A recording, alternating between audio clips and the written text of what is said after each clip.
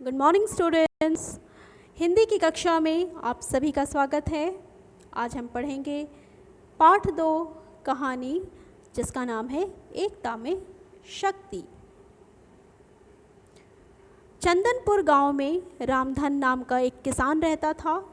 उसके 4 बेटे थे जिनका नाम था राम, श्याम, मोहन और सोहन। वे हमेशा आपस में लड़ते झगड़ते रहते थे। चारों की आपस में बिल्कुल भी नहीं बनती थी।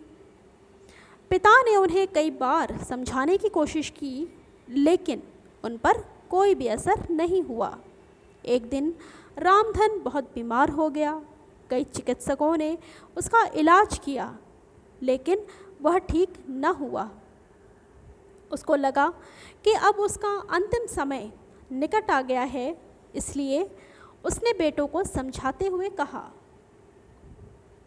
उसने अपने बेटों को पास बुलाया और उनसे कहा, बेटा, मेरी तबीयत बहुत ख़राब रहती है, इसलिए तुम लोग कुछ काम किया करो। बेटों को समझाने के लिए उसने एक उपाय सोचा। उसने अपने चारों बेटों को बुलाया और उनसे कहा कि जाओ, तुम चारों लकड़ियों का एक गट्ठर लेकर के आओ। जब लकड़ियों का गट्ठर लेकर के चारों बेटे आ गए, तो उसने उनसे एक एक करके चारों बेटों से कहा, अब तुम लोग एक एक करके इन लकड़ियों का गट्ठर तोड़ दो।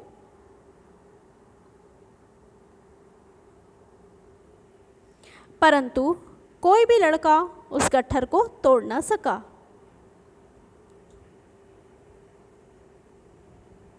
फिर किसान ने गट्ठर को खोल दिया और उन्हें एक एक लकड़ी दे करके तोड़ने के लिए कहा।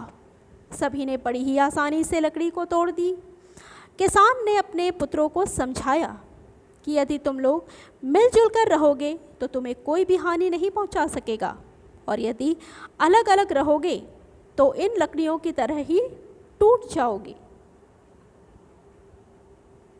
इस प्रकार किसान ने अपने बेटों को एकता में ही शक्ति होती है इस बात का ज्ञान कराया, और किसान की बात बेटों की समझ में आ गई और वे आपस में मिलजुल कर रहने लगे।